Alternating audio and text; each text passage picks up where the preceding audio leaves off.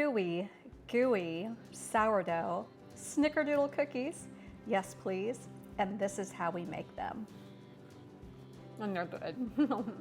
Hey there, and welcome into Taylor Kitchen, where we show very busy people how to make very delicious food in very little time. Well, today we're making a snickerdoodle cookie, and not just any snickerdoodle cookie. We're using our sourdough starter. Mine is nice and bubbly and yeasty. Now, can you make these without the sourdough? Absolutely. You can just use the same recipe, just leave out the starter, and then your flour measurements will be a little bit different, but this is gonna give it a nice tang. And I'm gonna show you another trick that gives it a nice tang and yields a nice chewy cookie too. But this is so simple. So let's get started. In the bowl of my stand mixer, you can use a hand mixer, you can mix it by hand. This is just a really old-fashioned cookie. So you don't necessarily need a nice apparatus like this, but it certainly does come in handy and makes quick work of it. So I have my starter, and I'm going to blitz that up with half a cup of butter going in, and my sugar, which is coconut sugar. I'm just using a half a cup of coconut sugar. I'm trying to keep these as low sugar as possible. An original snickerdoodle recipe calls for like a cup and a half of sugar. It's crazy stuff, but you don't need that much to give it a nice enough sweet flavor. And then just blend this up until it's creamy. Because of the coconut sugar, it will take a little longer because it's kind of coarse, but it gives it such a great flavor. Blitz away. I always take an opportunity to scrape down the sides of the bowl just to make sure everything is really well incorporated. That looks pretty good, and now I just need to crack in an egg. And I'm going to take this opportunity to also add a little bit of vanilla, a little, measure with heart actually, a couple nice teaspoons, and let that combine very thoroughly, nice and creamy. Now I need to add some salt, some cinnamon, some baking soda, and some cream of tartar. Cream of tartar is replacing baking powder here, and that's what's gonna give it a little bit of a tang. Also gonna give these cookies an amazing chew. And I just need to add my flour. Use some all-purpose flour. And then I'm gonna start this mixture very slowly so I don't have flour all over everything and over the camera. What you're looking for here is a dough that presses together like this, and that's exactly what I have. So in here I have the cinnamon, and I'm going to use the coconut sugar again. Now you can use a cane sugar for this if you want, but I find just a little bit of coconut sugar, it just gives it so much flavor. And it's gonna add a nice crunch as well.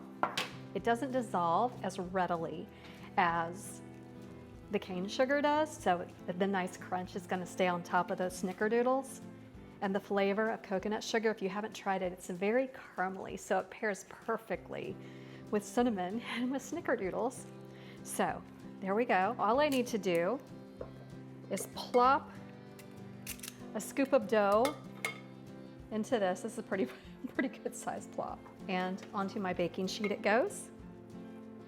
Now you can chill this dough if you wanted and bake these off later. I'm gonna bake them off right now because I'm going to have them for a lunch that we're hosting tomorrow. So this will make a nice little dessert for everyone. And hey there, if you're new here, thanks for joining us, by the way. If you would take a minute to turn on notifications to our YouTube channel, click that bell icon below to make sure you get all the latest from us. And if you give us a thumbs up and leave a comment, it really helps out our channel, and we so appreciate you when you do that. Leave a comment letting us know what you want us to make on Taylor Kitchen, and who knows but that your suggestion won't be on a future episode. Also, check us out at tkfoodie.com. Okay, once you have your dozen on your cookie sheet, I like to press them down a little bit. And I love the way these cookies will crinkle up as they bake. It's so cool. Okay, so these are gonna go into my 375 oven for 12 to 14 minutes, depending on your oven and the size of your cookies.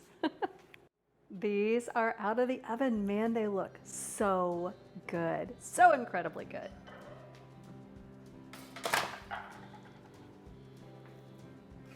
So I'm just gonna move them to a cooling rack here. And then you know we have to try one. This is technically called a drop cookie. Drop cookies are the ones you don't have to roll out and cut into shapes. And I love them because they're quick and they're easy. And either that or bar cookies where you just put them in a pan and bake them. You know, I'll take the extra effort around the holidays to roll out and cut shapes and things, but just for everyday cookies, I love a good drop cookie. Okay, let's pick one. They're still pretty hot, but ooh, I can tell the outside has a little bit of crisp and the inside looks so moist and chewy. Gotta give it a taste. Come on now. All right, that's really a good cookie. Just lightly sweet because I really held back on the sugar and I used coconut sugar, which has a decent nutritional makeup to it, so it's not just sugar. It has some trace minerals in there too. So if you want to check out this ooey gooey sourdough snickerdoodle cookie, check out tkfoodie.com for the easy recipe.